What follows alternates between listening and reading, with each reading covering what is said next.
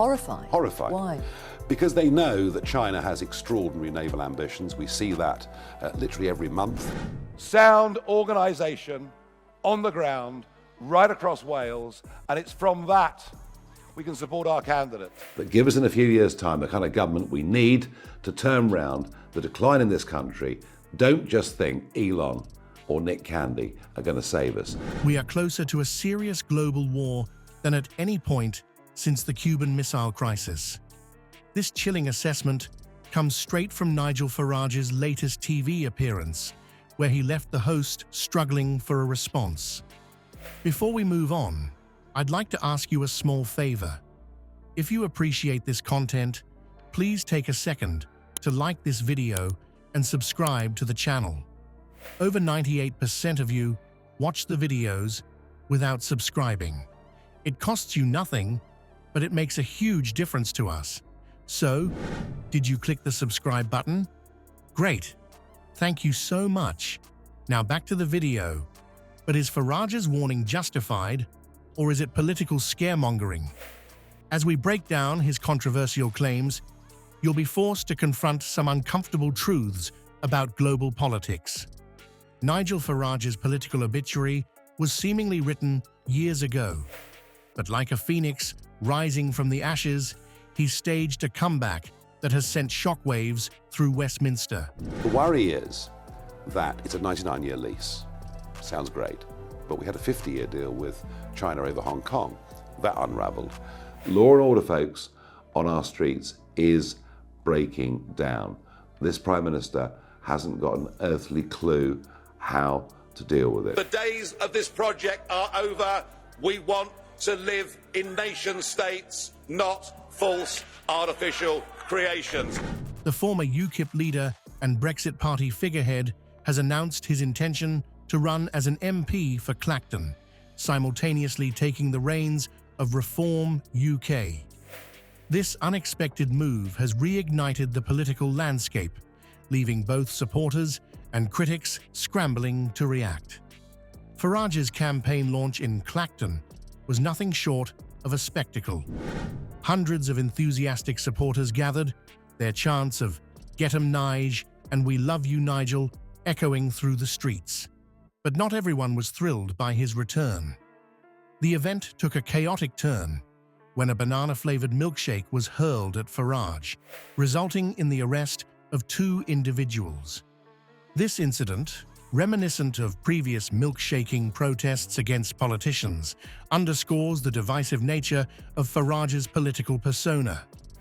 Undeterred by the milkshake attack, Farage doubled down on his message.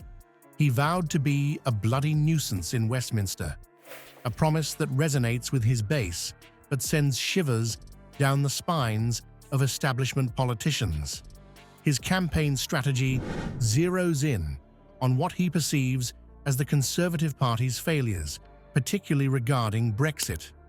Farage argues that the Tories have betrayed their promises and opened the floodgates to mass immigration, a message that strikes a chord with many disaffected voters. As Reform UK climbs in the polls, other parties are starting to feel the heat. Farage's re-emergence threatens to split the right-wing vote, potentially reshaping the entire political landscape. But what's his ultimate goal? Is winning a seat in Parliament enough? Or does Farage have grander ambitions? The answer, it seems, is far more audacious than many anticipated. Farage has hinted at a long-term strategy to effectively take over the Conservative Party. Right, so we have to not upset Donald Trump. We have to be an ally to Donald Trump. And allies, does that mean... Allies don't betray. Allies don't betray. You must do what we tell you to do. Yes, I mean, Rishi Sunak's plans were completely mad, that in 10 years' time, a 25-year-old could buy a smoke and a 24-year-old couldn't. Tories have failed us completely, betrayed us completely. Labour are utterly hopeless. You all know the country's going down with tubes. He draws parallels to the Canadian Reform Party's successful merger with the Progressive Conservative Party, suggesting a similar path for Reform UK. This bold claim has sent tremors through the political establishment, leaving many to wonder about the future of British conservatism. But Farage's ambitions extend beyond party politics. He's made a chilling assertion about Britain's global security, warning that without a strong military relationship with America, the UK could find itself in dire straits. This statement, coupled with his earlier comments about the threat of global war, paints a sobering picture of Farage's worldview. While politicians often promise change, Farage's latest plan goes beyond mere rhetoric. He's not just aiming to win an election, he's plotting a complete overhaul of British conservatism. But can he really pull off such an audacious takeover? Farage's strategy isn't just about securing a seat in Parliament.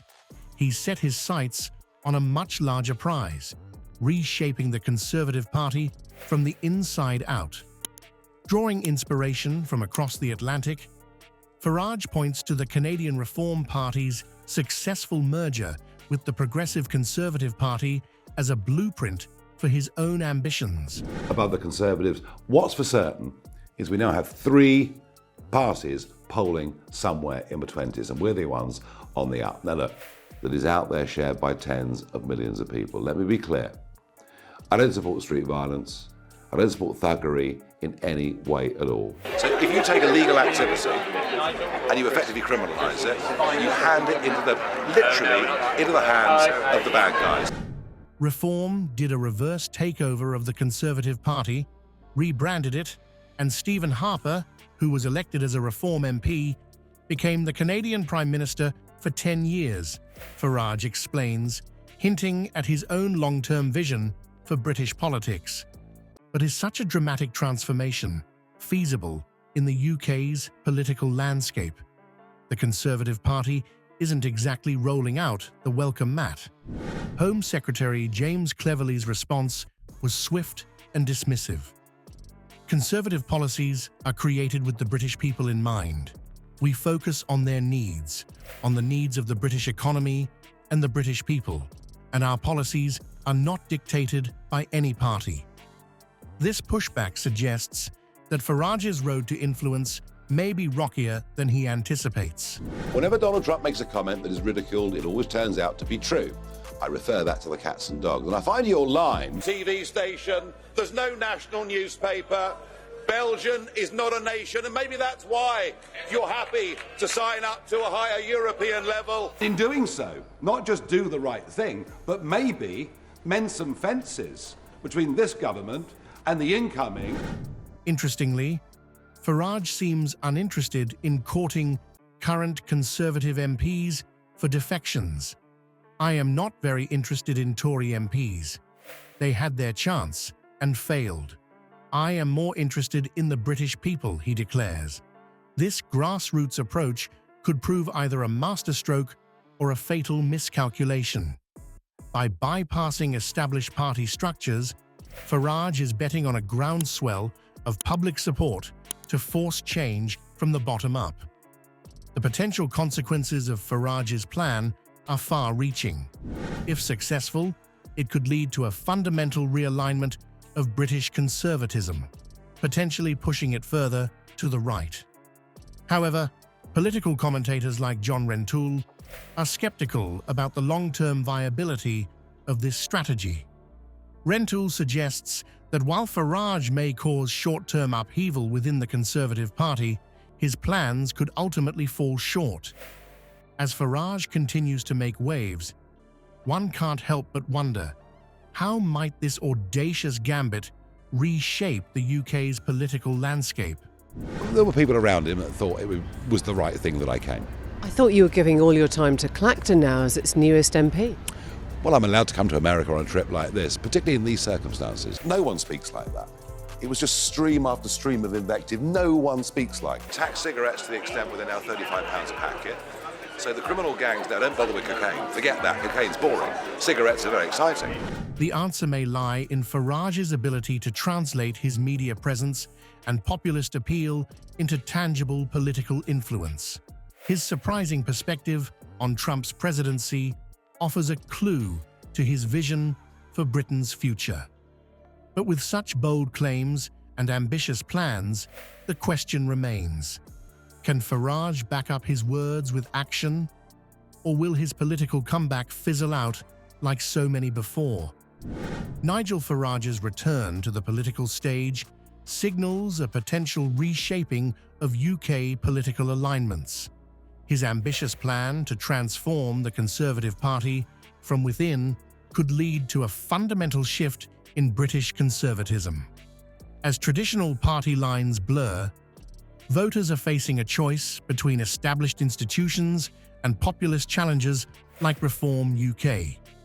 Farage's strategy taps into a growing dissatisfaction with mainstream politics, forcing voters to reconsider their allegiances. His provocative statements and media savvy have already sparked heated debates across the nation. But I have spoken to very senior members of his incoming cabinet team, and So Marco Rubio, people like that.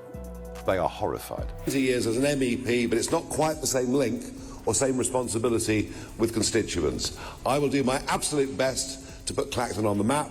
Those communities have little faith or trust or belief that government can make their lives better. Indeed, what I found knocking on doors were people saying, we want to work. But the question remains, will Farage's gambit lead to a genuine political revolution? Or will it fizzle out like previous attempts to shake up the system? The coming months will be crucial in determining whether Farage can translate his media presence and populist appeal into tangible political influence. As the UK grapples with economic challenges and global uncertainties, the outcome of this political drama could have far-reaching consequences for the nation's future.